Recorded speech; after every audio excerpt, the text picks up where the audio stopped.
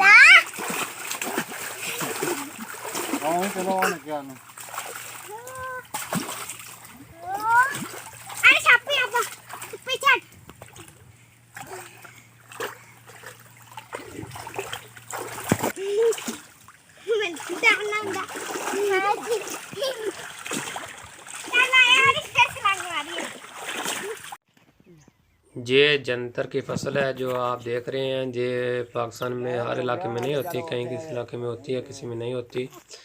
ये चारे के तौर पर इस्तेमाल की जाती है, जानवरों को चारा डाला जाता है इसका।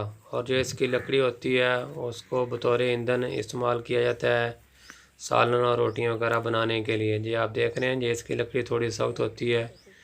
तो मैं ये दिखा रहा था आपको कि आप सब मेरे दोस्त देख लें। तो ये देखो अभी एक प्यारा भाई सोया हुआ था के। तो अभी मैंने आपको गांव का थोड़ा माहौल दिखाया। अगर आपको वीडियो अच्छी लगी तो कमेंट्स में लाजमी बताना। आपकी नेक दुआओं के साथ मैं इजाज़त चाहता हूँ। अपना बहुत सारा ख्याल रखना प्यारे दोस्तों, और अपने इस चैनल का भी। मिलते हैं इंशाअल्लाह नेक्स्ट वीडियो में। ओके, अल्लाह हाफिज़, फ़ी ईमान अल्लाह।